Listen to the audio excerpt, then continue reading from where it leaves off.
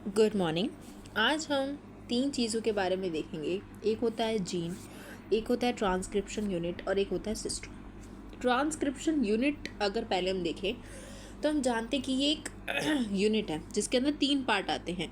सबसे पहला promoter reason होता है, फिर एक स्ट्रक्चरल जीन होता है, फिर एक टर्मिनेटर होता है। प्रमोटर रीजन वो होता है जहाँ से पता चलता है कि यहाँ से अब आप ट्रांसक्रिप्शन स्टार्ट कीजिए, क्योंकि इसके बाद अब एक स्ट्रक्चरल जीन आने वाला है जिसको आपको कोड करना है। और फिर टर्मिनेटर होता है लास्ट में, जो बताता है now stop the transcription process, यहीं तक थी वो जीन, यहीं तक आपको कोड करना था। तो ये जो रीजन है यही एक्चुअली में जीन होता है। ये जो जीन है ये mRNA के लिए, tRNA के लिए, rRNA के लिए, इनफैक्ट जो आपके और भी टाइप्स ऑफ हमने RNA देखे थे उसके बेसिस पे ये जीन्स जो होते हैं ये कोड करते हैं। लेकिन हम कभी भी ये नहीं बोलते कि mRNA का जीन होता है। mRNA का कोई जीन नहीं होता, बिकॉज जो tRNA और rRNA होते हैं वो ट्रांसक्रिप्शन का फाइनल प्रोडक्ट होता है, लेकिन mRNA ट्रांसक्रिप्शन का कभी भी फाइनल प्रोडक्ट नहीं होता।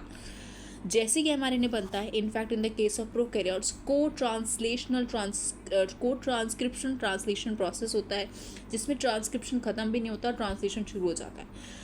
तो mRNA कभी भी किसी का फाइनल प्रोडक्ट नहीं होता। mRNA का काम ही होता है कि अब उसको प्रोटीन बनाना है, पॉलीपेप्टाइड चेन बनानी है। तो यहाँ से एक वर्ड आता है सिस्ट्रॉन। ऐसा जीन जो पॉलीपेप्टाइड, सिंगल पॉलीपेप्टाइड के लिए कोड करता है वो है सिस्ट्रॉन।